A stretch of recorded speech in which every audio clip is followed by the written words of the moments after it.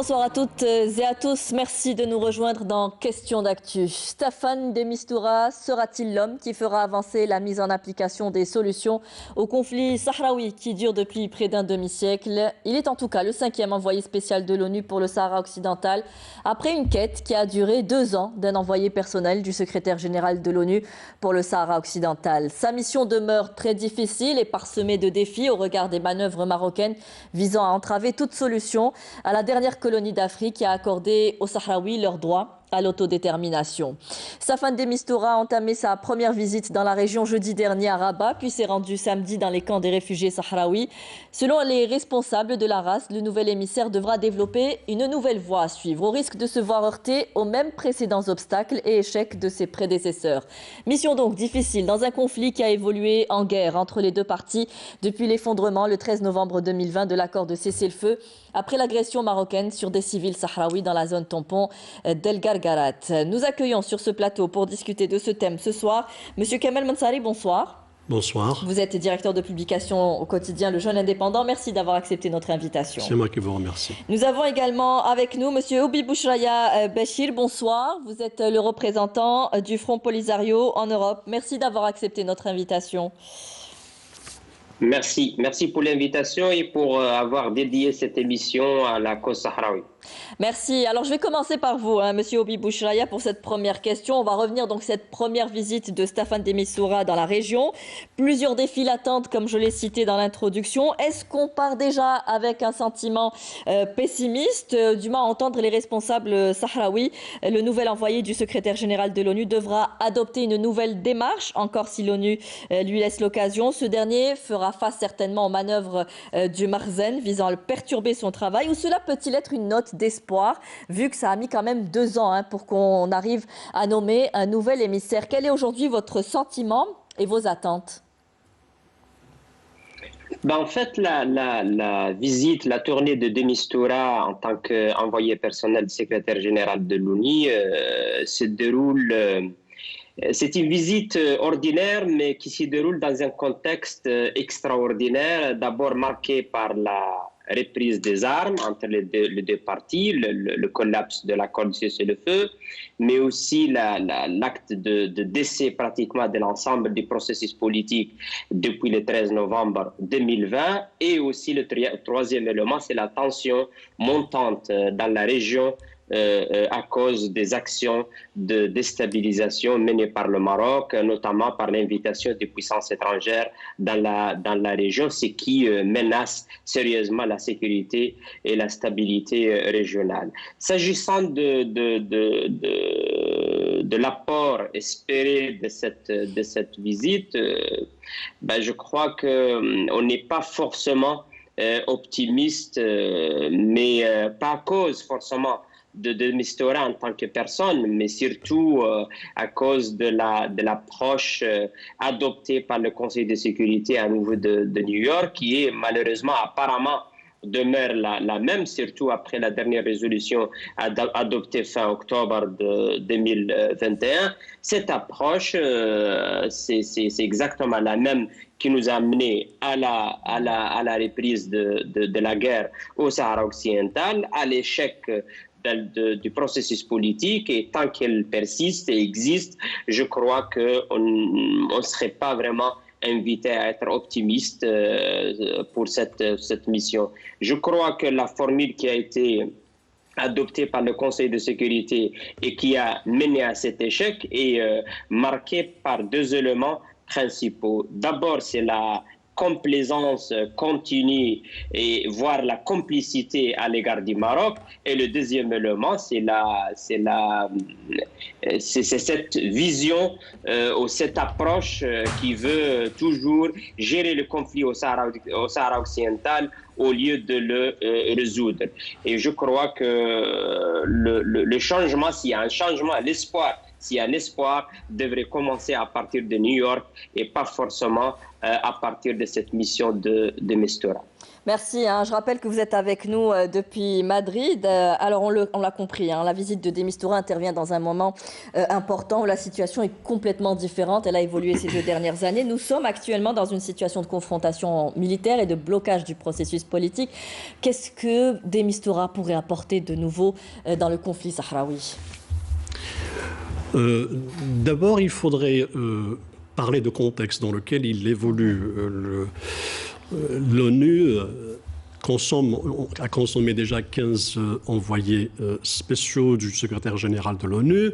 Nous sommes avec le 5e envoyé personnel. Sur le plan du profil, de Mistura a une large expérience dans les conflits armés de par son expérience au Liban Sud et puis en Irak et en Syrie. Donc de 2013 à 2019, il était en Syrie. Il maîtrise les situations conflictuelles et les situations de guerre. Certes, qui n'ont pas toujours abouti à des résultats positifs. Oui, certes, ses prédécesseurs aussi ont d'excellents profils. Oui. Je fais référence par exemple à James Baker ou bien à Christopher Ross. Ce sont quand même des pointures. Et le problème n'est pas dans le profil, bien évidemment, même si son profil au départ avait été perçu comme étant une personnalité qui pourrait apporter en matière d'expérience politique, faire avancer les choses. Mais il évoluera toujours dans le même contexte que ses prédécesseurs, celui des manœuvres marocaines, des blocages du Maroc et des intentions marocaines de faire capoter toute mission qui ferait en sorte à ce que le peuple sahraoui aboutisse ou arrive à un référendum et à son autodétermination. Déjà même pour sa nomination, il a fallu faire pression absolument. Sur le Maroc. Le cas le plus édifiant a été avec James Baker. Nous rappelons que James Baker a dû revoir sa copie 2 fois lorsqu'il a présenté son plan de règlement. Au départ, il a été accepté par le Maroc. Le plan 1 a été accepté par le Maroc. Puis le Maroc a fait un revirement du moment que le plan lui-même proposait une autonomie de 5 ans, ponctuée à la fin par un référendum sur le territoire sahraoui. Donc, on n'est pas sûr, même si de Mistura propose une solution dans le cadre de la résolution 2602, même s'il propose une solution, le Maroc est toujours dans une situation de reniement et de volte-face qui pourrait faire capoter toute démarche. C'est ça le champ de mine. C'est ça le champ de mine dans lequel évoluera sur le plan de la forme le secrétaire, le nouveau monsieur de Mistura. Et en plus, le Maroc n'est pas seul dans cette complexe équation. Il a les soutiens de la France. Il ne faut pas oublier que la France est toujours derrière le Maroc dans la question du Sahara occidental. On l'a vu à travers son appui au sein de l'Union européenne pour faire concrétiser des accords illégaux avec le Maroc dans le territoire pour le pillage des ressources naturelles du Sahara occidental, en dépit des décisions de cours de justice européenne successives au fil des dernières années qui annulent, qui remettent en cause ou qui dénonçaient ces accords. La France continue à apporter son soutien. Le Maroc dans cette opération, de ce processus, en ayant la certitude de l'appui d'un des membres du Conseil de sécurité qui est la France, et joue toujours la carte du fait que les Américains, l'administration Trump, a appuyé la colonisation du Sahara occidental en reconnaissant la marocanité du Sahara occidental. C'est un point dans lequel qui est important, certes, mais de l'autre côté, il y a cette détermination du peuple sahraoui à refuser tout compromis qui ne prendrait pas en considération ses revendications légitimes qui sont l'indépendance, la naissance d'un État indépendant dans le territoire autonome reconnu depuis les années 60 par la commission de décolonisation de l'ONU. Donc, c'est un problème qui restera de décolonisation. C'est un dossier qui a toujours été ça a toujours été mis en avant en tant que que problème de colonialisme.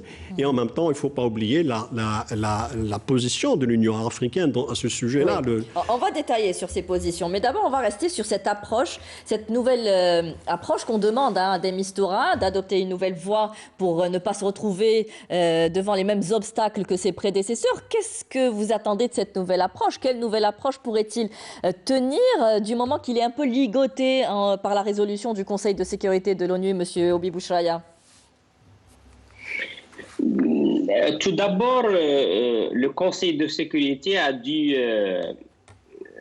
se pencher d'une façon profonde sur les raisons de l'échec de l'ONU pendant 30 ans avant de nommer un nouvel envoyé personnel. Et nous croyons que la nouvelle approche devrait commencer d'abord par une invitation de la part des conseils de sécurité de deux parties directes au conflit qui sont le Front Polisario et le Royaume du Maroc, mais aussi les pays voisins, tous les pays concernés, les anciens représentants spéciaux du secrétaire général, les anciens envoyés personnels du secrétaire général, pour étudier d'une façon profonde le pourquoi, après tant d'années d'efforts et de ressources, l'ONU a échoué dans ses tentatives de décoloniser le territoire dans le cadre d'un mandat qui devrait être clair, qui est toujours clair, c'est-à-dire organiser un jour du vote pour le peuple sahraoui pour choisir ou déterminer les statuts définitifs du territoire du Sahara occidental. La dernière résolution du Conseil de sécurité a échoué dans la mesure où elle n'a pas déterminé le mandat de Mistura avant sa nomination. Est-ce que son mandat est toujours d'appliquer la légalité internationale, la décolonisation du territoire et l'organisation du référendum, puisqu'il y a un accord qui est signé entre les deux parties, qui est le plan de règlement de l'ONU et l'OIA de 1991, et qui a été ratifié de nouveau en 1997 sous les auspices de James Baker.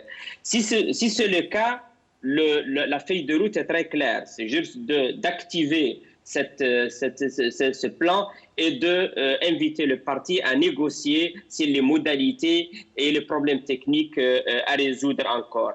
Si l'approche demeure toujours celle de cautionner l'occupation, celle de vouloir gérer le conflit du Sahara occidental au lieu de le résoudre, celle d'avoir cette complaisance à l'égard du Maroc et du statu quo, certainement cette formule, cette recette a conduit le territoire, a conduit le conflit et le territoire à cette situation qui est dangereuse et qu'elle peut à tout moment produire un nouveau dérapage qui serait encore beaucoup plus dangereux pour la région et même la Méditerranée dans son ensemble. Si c'est toujours l'approche, je crois que la partie sahraoui ne serait pas là pour y participer, et je crois que ça ne serait même pas dans l'intérêt ni des pays de la région, et encore moins même l'ONU, sa réputation et sa mission à travers le monde. Alors, vous le disiez tout à l'heure, c'est que les Sahraouis ne sont pas prêts à faire de compromis. Qu'est-ce que ça veut dire aujourd'hui, si en tout cas les solutions proposées ne sont pas avantageuses? La solution est de maintenir les armes. Aujourd'hui, on sait que les deux parties sont en guerre depuis que le cessez-le-feu a été rompu par l'agression du Maroc dans la zone tampon d'El Gargarat. Qu'est-ce qu'il faudrait aujourd'hui faire pour que, justement, on puisse revenir autour de la table des négociations? Tout d'abord, l'ONU n'impose rien. Il ne peut pas imposer. C'est-à-dire le Conseil de sécurité a fait une proposition, c'est-à-dire débattre au cours d'une potentielle, éventuelle règlement basé sur le concept d'autonomie. Mais cette voie-là est négociable. Et lorsqu'elle est négociable, selon l'ONU, elle n'est pas imposable. d'un côté. Et puis les Sahraouis démarrent dans ce processus depuis des années sur un principe fondamental qui est la légitimité internationale. Oui. C'est-à-dire on ne peut pas sortir du cadre de la légitimité internationale, même si aujourd'hui, parce qu'il y a eu plusieurs résolutions, même si aujourd'hui on parle d'autonomie, on ne peut pas occulter le fait que ce concept-là a été déjà mis en avant par le plan Becker une fois et que le Maroc a refusé. Maintenant, si on revient d'une manière ou d'une autre vers une voie, une sortie de crise qui ressemble au plan de Becker, éventuellement, ça regardera les parties au conflit, c'est-à-dire le Sahara occidental, enfin le Polisario et le Maroc.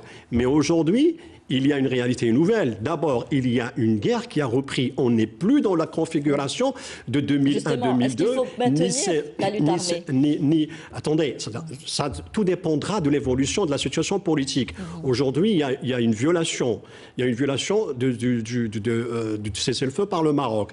Il y a un état de guerre. Il y a une conflagration. Il y a une crise entre le Maroc et l'Algérie. Il y a une crise dans la région qui a exacerbé la tension et qui met en péril toute la région, et non seulement le Sahara occidental, le Maroc et l'Algérie ou la Mauritanie, mais tout l'ensemble de la région, y compris le Sahel. Donc il y a une nouvelle réalité. On ne vient pas parce que les prédécesseurs ont négocié ou bien entamé leur mission dans plus ou moins un cadre de paix. Aujourd'hui, il y a un élément nouveau, c'est la guerre. Donc est-ce qu'il a la possibilité de Mistura de faire cesser les armes, mais comment et à quel prix et de quelle manière? Donc toutes ces questions-là restent posées. Et en plus, de Mistura aujourd'hui vient sous la coupe. On ne sait pas s'il va faire appliquer la feuille de route, c'est-à-dire la 2602, essayer de négocier, de la faire aboutir, ou bien entendre encore une fois les belligérants de cette question directe, qui sont le Maroc et le Polisario. Même si, supposons que la voie est d'écouter les deux parties ou de les entendre ou les rapprocher. Il y a déjà une position claire et qui me semble inamovible chez d'abord les Polisario, qui est celle de l'autodétermination, et le Maroc dans son entêtement à négliger le droit international. Et là, c'est la problématique. Et là, maintenant, il n'y a qu'une seule voie à laquelle appelle le Polisario, y compris de nombreuses voix au sein de la communauté internationale, c'est la négociation directe sans impliquer d'autres parties, c'est-à-dire le Polisario et le Maroc. C'est cette voie-là qui devrait être mise en avant et qui pourrait donner confiance et servir de gage, de garantie à tous les pays voisins qu'une solution est possible, envisageable, ou du moins qu'il y a une piste qui n'est pas négligée, et celle de le règlement pacifique. Maintenant, l'Algérie, qui est un pays voisin, l'Algérie, on le sait, n'a aucune ambition au Sahara occidental, encore moins des visées ni des intérêts. Mais que le conflit perdure comme celui du Mali à ses frontières, ça lui pose un problème sur le plan sécuritaire. Et en plus, c'est un État qui a été obligé d'accueillir des réfugiés. Elle ne l'a pas fait. Elle l'a fait parce qu'il y avait un problème humanitaire qui s'est posé. Nous avons 173 000 réfugiés dans les 5 ans qui se trouvent dans le territoire adjoint, c'est-à-dire à Tindouf, qui sont pris en charge à la fois par la communauté internationale, dont le HCR et l'Algérie aussi, mais qui constitue un problème lancinant et qui dure depuis 47 ans. Donc cette question-là pèse autant pour la sécurité du pays, autant pour la stabilité de la région. Et constater que ce conflit-là vient encore une fois de dégénérer, pas depuis la violation marocaine de la zone de Guerguerat, pose un problème aussi sécuritaire pour l'Algérie. Donc autant les Algériens que les Mauritaniens se retrouvent dans une situation où un conflit éclate à leurs frontières, et on rappellera l'assassinat des 3 Algériens à cause de l'entêtement marocain et à cause de cette exacerbation de la tension faite par le Maroc depuis le 13 novembre dernier, 2020. Donc il est 2021. Donc il est probable que le 2020. Donc il est probable que la voie de la diplomatie, si de Mistura a les moyens, si de Mistura ne subit pas des pressions, s'il n'a pas d'entrave, que ce soit par le Maroc directement ou par les alliés stratégiques du Maroc, qui sont la France au sein du Conseil de sécurité. C'est dans cette voie qu'il faut regarder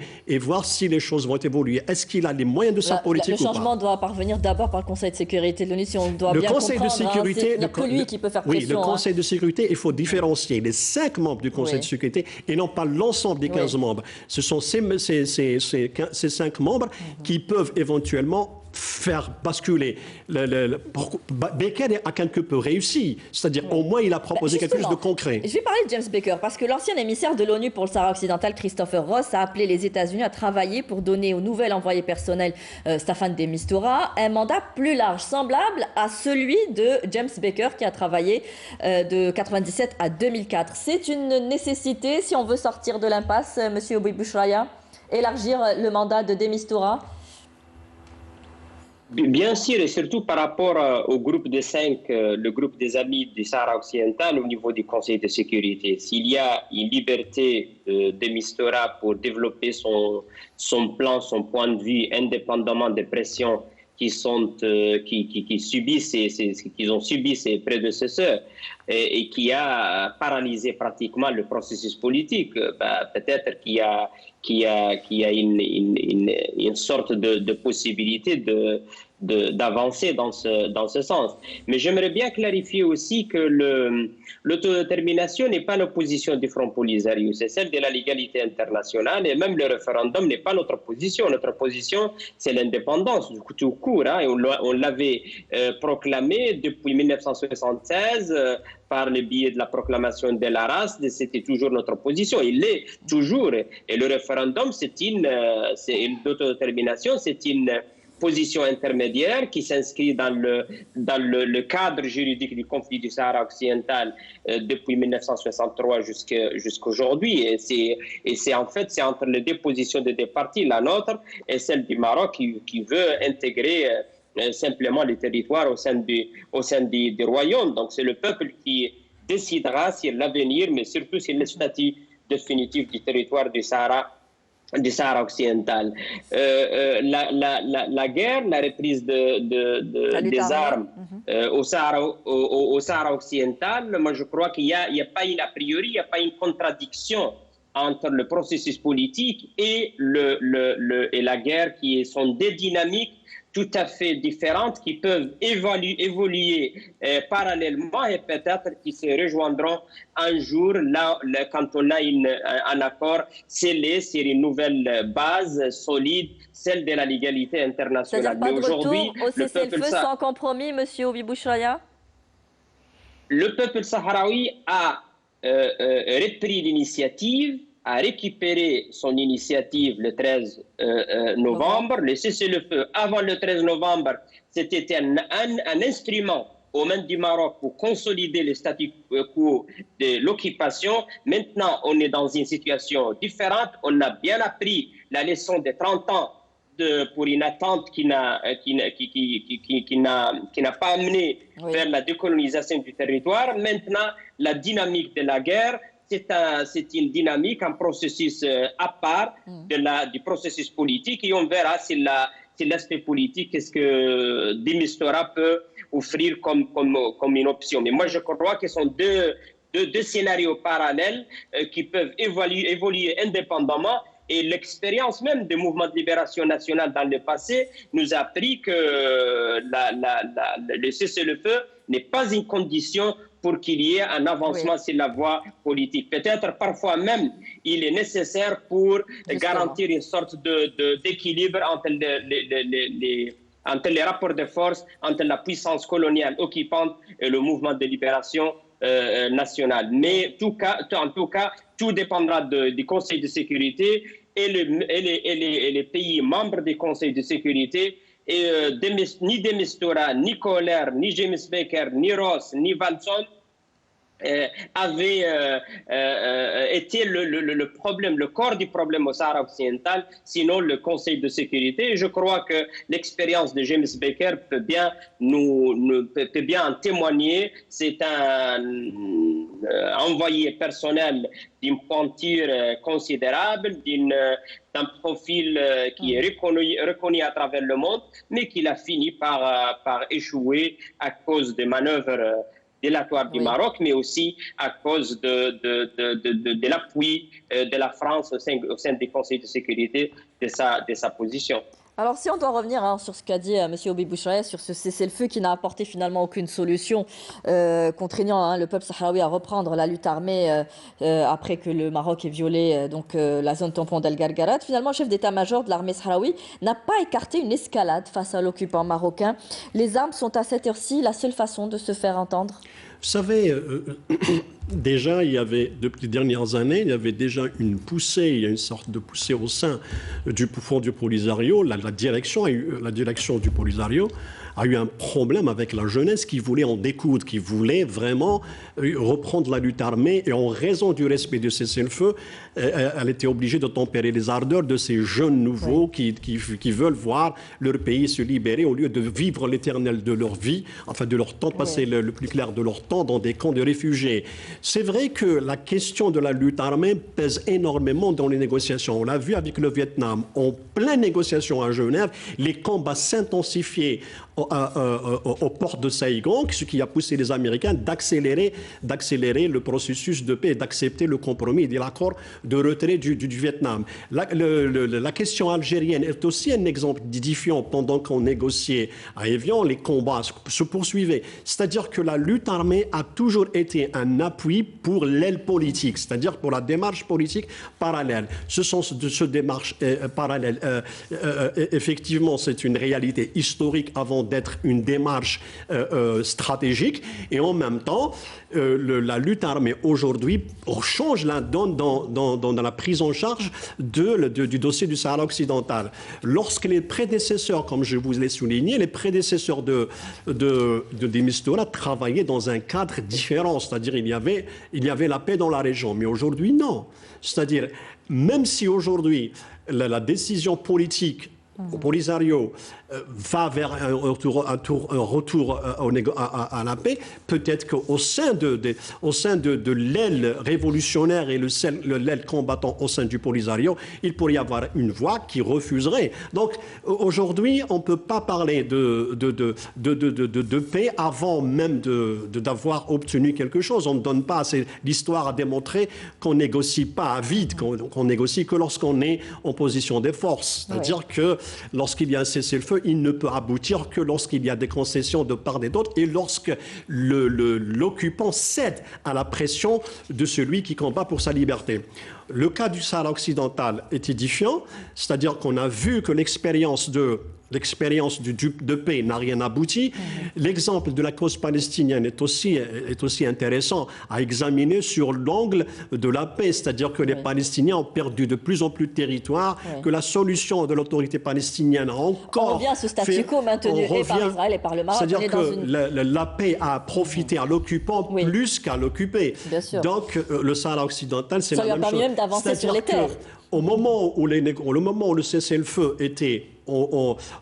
existait depuis 1991, il a profité au Maroc pour poursuivre les violations des droits de l'homme dans les territoires, pour piller les ressources naturelles du pays et en même temps pour aller encore plus loin, créer cette route qui relie Casablanca, Rabat jusqu'au Dakar, en violant les territoires sahraouis. Et donc le cessez-le-feu a profité plus à l'occupant qu'à l'occupé.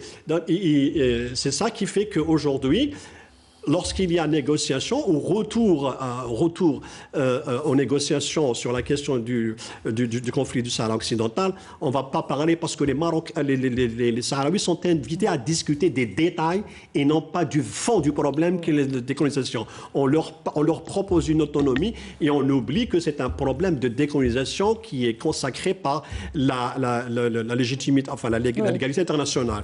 En même temps, la mission de Mistura doit doit être appuyé aussi. Il y a l'Union africaine qui doit reprendre ce rôle, qui était l'un des acteurs de l'accord de paix en 90-91, doit reprendre son rôle à travers ce qui a été décidé par le Conseil de paix et de sécurité de l'Union africaine en mars dernier, le retour d'un envoyé spécial au Sahara occidental, l'ouverture d'un bureau de l'UA à l'Ayoun pour que l'Union africaine prenne aussi part à la négociation et ne pas laisser un appui de l'Union africaine est important pour ne pas laisser De Mistura seul dans ce dossier.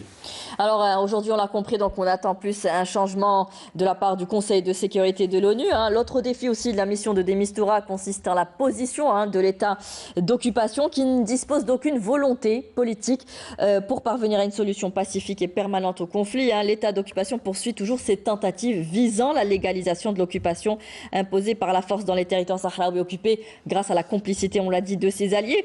Vous avez d'ailleurs aussi, M. Oubi Bouchraya, déploré le parti pris de la Commission européenne en faveur du Maroc. Pourtant, il y a eu quand même un jugement qui a été donné en faveur des Sahraouis qui continue, la Commission européenne, à faire fi des décisions des cours de justice avec l'ignorance. Vous le disiez la dernière fois dans une de vos interventions, éviter de désigner comme entité distincte dans son dernier rapport sur l'accord commercial UE-Maroc entre peuple et population marocaine. Donc on fait plus référence aux colons marocains qu'à la population sahraoui. On essaye toujours de trouver des moyens de passer outre les jugements donnés en faveur du peuple sahraoui. Effectivement, et voilà ce que nous avons dénoncé toujours, c'est ce parti pris par l'Union européenne et notamment la Commission de l'Union européenne en faveur du Maroc, les tentatives constantes de la part de la France, mais aussi l'Union européenne dans son ensemble, de contourner les décisions de la Cour de justice, ce qui a été interprété par le Maroc comme un peu un signe d'encouragement pour aller dans piller donc les richesses. Pas seulement piller les richesses, mais aussi défier la légalité internationale pour la résolution du conflit, même du point de vue politique, mais aussi sur continuer à piller les ressources naturelles du Sahara occidental. Le dernier rapport de la Commission européenne, c'est un rapport qui s'inscrit peut-être dans l'esprit européen avant 2016, parce qu'à partir de 2016, il y a des décisions très claires de la part de la Cour de justice européenne qui stipulent le fait que le Sahara occidental et le Maroc sont des territoires distincts et séparés, et que le Maroc n'a aucune souveraineté sur les territoires, et que le peuple sahraoui a bien le droit à l'autodétermination et qui est consacré par les résolutions de l'ONU, et que le Front Polisario est le représentant du peuple du Sahara occidental. Mais aussi est allé très loin pour conditionner toute activité économique qui implique les ressources naturelles du Sahara occidental à un consentement libre et originel de la part du peuple du Sahara occidental, pas la population ou les populations au Sahara occidental. La dernière décision du tribunal de l'Union européenne le 29 septembre est allée encore beaucoup plus loin pour clarifier les choses, surtout en relation avec le Front Polisario, affirmant le statut de représentant légitime du peuple du Sahara occidental, mais aussi ayant la personnalité juridique pour agir devant la justice européenne afin de défendre les intérêts du peuple du Sahara occidental et les territoires. La dernière décision du tribunal de l'Union européenne a affirmé aussi dans les termes les plus clairs que le consentement du peuple du Sahara occidental demeure la précondition essentielle, et que les consultations qui ont été menées par la Commission de l'Union européenne à l'intérieur du territoire du Sahara occidental n'ont pas n'assurent à aucun moment cette précondition du consentement du peuple du Sahara occidental. Donc le rapport qui a été publié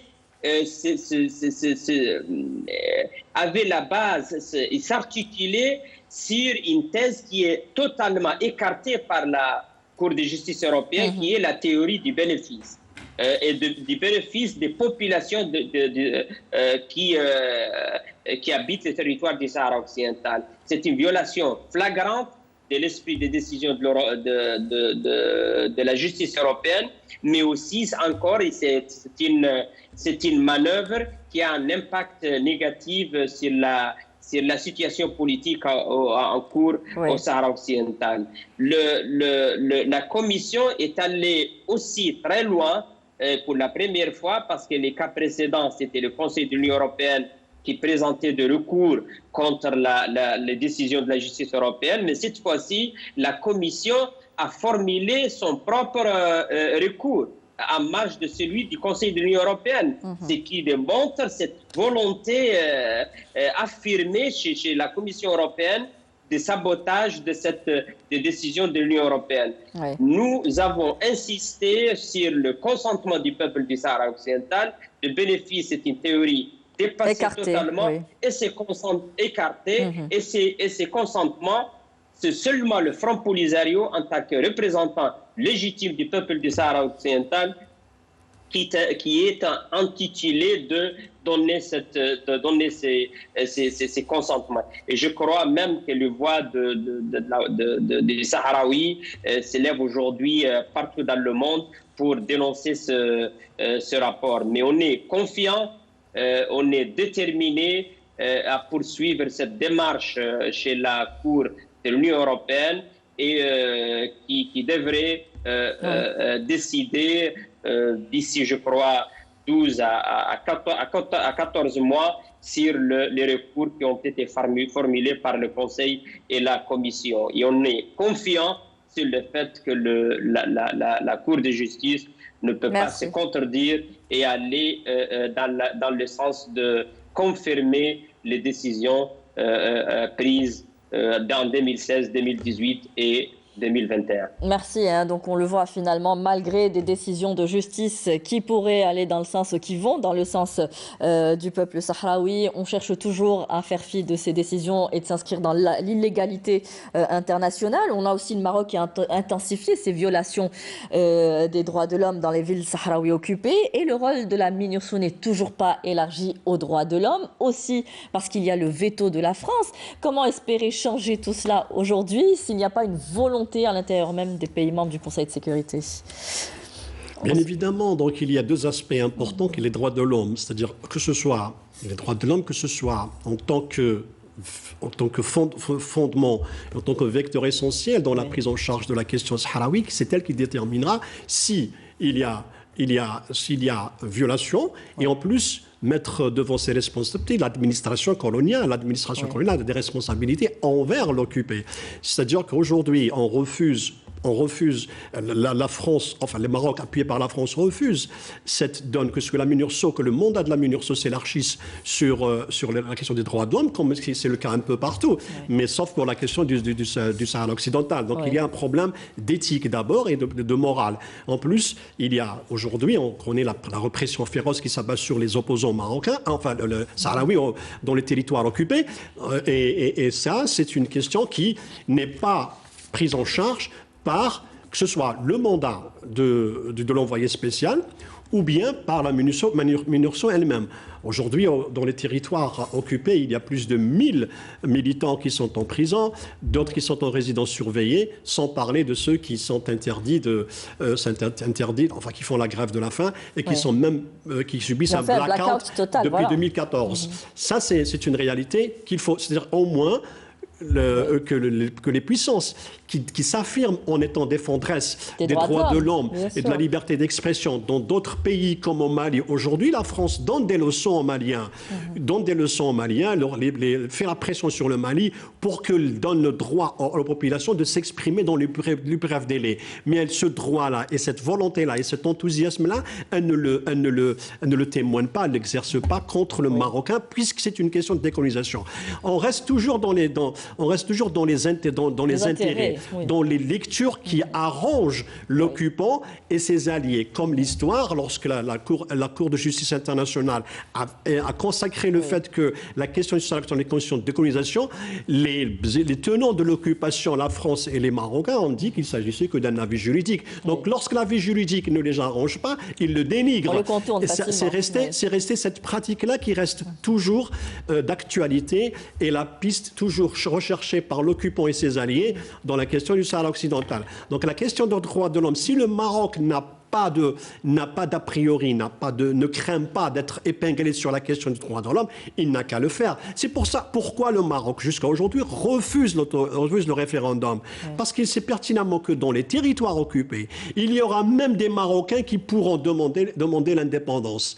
C'est-à-dire, quand je dis des Marocains qui ont été les colons marocains pourraient éventuellement, c'est cette crainte, ce scénario-là qui fait peur au Maroc. Si le Maroc avait la certitude que ce territoire lui appartient et qu'il organise un référendum, et c'est ça ce qui lui fait peur, et jouer sur le statu quo, maintenir l'illégalité et faire des accords dans un état de non-droit. C'est-à-dire, il y a un non-droit. Donc, personne ne contrôle, on peut piller comme on veut, et c'est ça qui est, sur le plan moral, démontre le véritable visage des pays européens, justement l'UE, dans la spoliation des biens des autres, dans la violation des droits, et qui est vraiment choquante, et en même temps donne un aperçu sur les véritables pratiques lorsqu'il s'agit d'un conflit qui les arrange. Absolument. Contrairement au conflit où, en Syrie ou au Mali, où on voit comment les Français, par exemple, jouent le jeu le cas-centre de la démocratie et des droits de l'homme, alors qu'ils le privent le Sahraoui de ce droit fondamental. Oui. Alors justement, par qui pourrait parvenir ce changement? Est-ce que c'est de par les populations? On parle beaucoup de la France. Il y a aussi le gouvernement espagnol qui a toujours soutenu le Maroc. Et pourtant, au total, selon une dernière étude, 70,7% des participants au sondage sur un échantillon de plus de 120 000 personnes de différentes obédiences politiques estiment que le Sahara occidental devrait être reconnu comme un territoire totalement libre et indépendant, avait précisé le site espagnol Electomania. Selon le même sondage, 54,4% sur l'échantillon objet du sondage estiment que l'Espagne doit soutenir les Sahraouis dans leur lutte et leur guerre contre l'occupant marocain. Plusieurs manifestations ont eu lieu aussi en Espagne. Et aussi, on parle même de parler de cette question au Parlement français. Est-ce que c'est par là que peut parvenir ce changement? C'est en mettant fin à ce blackout imposé par le Marzen sur la situation sahraoui? Peut-être que quand que ça vienne de la part des populations? Le Maroc, tout dernièrement, et à cause de ses politiques, surtout des alliances transatlantiques, l'invitation de pays étrangers à la région, je crois qu'il a contribué un peu à cultiver ces sentiments chez les Européens d'une méfiance croissante, et comme quoi le conflit du Sahara occidental devrait être réglé en conformité avec la légalité internationale, sinon on risque d'avoir un débordement qui peut toucher même la rive nord de la Méditerranée.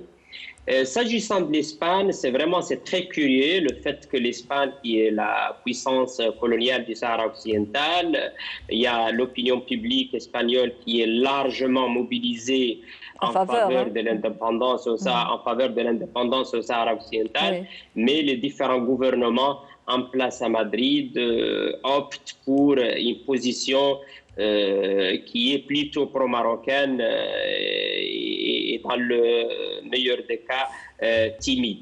Et ça, c'est le résultat d'une politique de chantage qui a été menée d'une façon systématique par le Maroc contre le voisin espagnol. Une politique, on sait bien qu'il y a beaucoup d'éléments dans cette politique et cette stratégie. D'abord, l'immigration clandestine. On a vu ça récemment avec le cas de Ceuta cet été, qui a fait l'objet de toute une dénonciation de la part du Parlement européen, mais aussi de la majorité des pays européens. Il y a l'élément aussi de la coopération en matière du combat du terrorisme, c'est recours au chantage toujours de bloquer cette coopération dans le cas où Madrid irait dans une démarche plutôt pro-sahraoui. Il y a l'élément de Ceuta et Melilla et le chantage pour ces enclaves. Il y a même la délimitation des eaux territoriales vers les îles Canaries. Donc, un package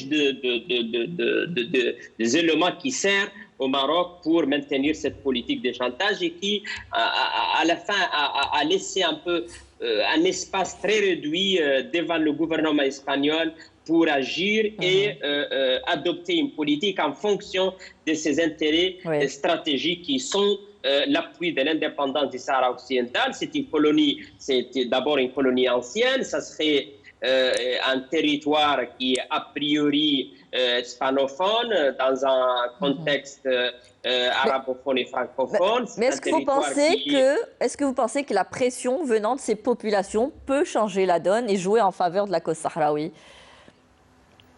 Tout à fait. Je crois que tout récemment, il y a eu une série d'activités et de mobilisations massives au niveau de l'Espagne pour obliger Madrid à penser sa position autrement. La diaspora sahraoui installée en Espagne notamment joue un rôle primordial dans ce sens. Et on a vu que même au niveau des régions, des parlements régionaux, il y a une prise de conscience très active dans ce sens. Et je crois que à travers l'Espagne, on a aussi réussi à transmettre ce message d'urgence sur la nécessité de résoudre le conflit du Sahara occidental conformément à l'égalité internationale après l'adoption de la résolution du Parlement européen cet été, là où, dans l'esprit post-Trump, les législateurs européens ont pris le soin de confirmer encore une fois que la question du Sahara occidental est une question de l'égalité internationale qui devrait être résolue dans ce sens et que sa résolution pacifique sert pour l'intérêt de l'ensemble de peuples de la région, mais aussi de l'Europe dans son ensemble. Votre avis sur la question, est-ce que finalement aujourd'hui, si on doit se référer à ce sondage en Espagne, cela peut peser pour avoir plus de soutien possible et briser ce blackout imposé par le Marsène sur le conflit sahraoui? Plus concrètement, le fait qu'il y ait de plus en plus d'organismes d'ONG qui s'impliquent dans la prise en charge des réfugiés sahraouis, le chiffre est énorme, il y a beaucoup d'ONG, sans compter, je ne parle pas du ou bien, parce que dans le Sahara occidental, enfin dans les camps de réfugiés, il y a plusieurs secteurs qui sont pris en charge, la santé, l'eau, l'éducation, tous ces aspects-là, dans les 5 camps de réfugiés à Tindouf, il y a une prise en charge qui doit être faite. C'est un problème concret, il y a un drame humanitaire. Aujourd'hui, ce qui se pose comme problème, avant de répondre à votre question, c'est de dire que sur les 173 600 réfugiés dans les camps, dans les camps sahraouis, il y a les rations alimentaires s'amoindrissent avec la question du corona. C'est-à-dire on a pratiquement 95 000 rations alimentaires pour cette population. Et ça pose un problème humanitaire crucial et dangereux qui peut peser sur le devenir de la cause sahraoui, c'est-à-dire au moins sur le plan humanitaire. Donc il y a un problème. Donc cet aspect-là qui fait bouger les ONG et qui fait bouger aussi les soutiens à la question sahraoui. Donc aussi longtemps que la tragédie et le drame humanitaire persistent, la question du soutien à travers des ONG, que ce soit en Espagne ou dans le reste du monde, donc pèsera toujours sur la conscience des 5 membres du Conseil de sécurité et en même temps de l'Assemblée générale de l'ONU. Donc c'est cet aspect-là qu'il faut déjà, l'Algérie, en étant pays voisin qui prend en charge sur son territoire un vieux conflit de 47 ans, ne peut pas continuer éternellement à le prendre en charge. Elle le prendra en charge du moment que la question n'est pas réglée, mais jusqu'à quand? Donc c'est pour ça que l'Algérie a toujours plaidé pour que cette solution soit politique et conforme à la légalité internationale pour que la question des réfugiés soit définitivement réglée. On parle dans d'autres conflits de la question des réfugiés, mais on occulte celle du Sahara occidental. On essaye de la maintenir dans le cas, un cas humanitaire, des gens qui occupent un espace géographique avec leur lot de drames quotidiens sans aller au-delà à la solution politique qui est la plus importante et qui est attendue depuis 1991 par les Sahraouis jusqu'à aujourd'hui. Donc, aussi longtemps qu'on laisse ce drame-là perdurer, on expose la région à des dangers énormes. Donc, si les problèmes humanitaires se posent, accentué par ce qui se passe à l'intérieur du territoire occupé, ça va donner lieu à une exacerbation davantage qui dépasse le fait que la lutte armée qui a repris le 13 novembre 2020 va aller au-delà de cet aspect-là, de cet aspect militaire, mais aussi l'exacerbation de la tension au niveau des camps des réfugiés et en même temps à l'intérieur du Sahara occidental où plus de 1000 militants sont emprisonnés, la situation s'aggrave sur le plan humanitaire et des droits de l'homme. Donc, il y a tous ces aspects qui convergent, conjugués, qui donnent lieu à une situation très alarmante, sans parler de la politique hostile que le Maroc déploie à travers son voisin Algérie, sans parler de la Mauritanie aussi, parce que vous savez que lorsque la Mauritanie a eu son indépendance en 1960, le Maroc a refusé de la reconnaître jusqu'à 71, 69, puis 71, lorsque la Mauritanie a rejoint la Ligue arabe en 71, c'est à ce moment-là où le Dada il a dit nous sommes indépendants. C'est-à-dire que les velléités expansionnistes du Maroc sont ancestrales et ont touché non seulement le Sahara occidental ou l'Algérie, mais également la Mauritanie. Donc c'est cette expansion, cette politique-là agressive et hostile qui est déployée aujourd'hui par le Maroc et à laquelle mettre fin au conflit du Sahara occidental, c'est aussi mettre fin à cette politique d'hostilité qui est dangereuse pour la région. Merci. On arrive à la fin de cette émission. Le dernier mot vous revient, Monsieur Obi Bouchraya Béchir. Aujourd'hui, ce que vous attendez, c'est un délai, c'est une date fixée pour l'organisation du référendum. C'est des décisions concrètes pour avancer? Ce que nous attendons, c'est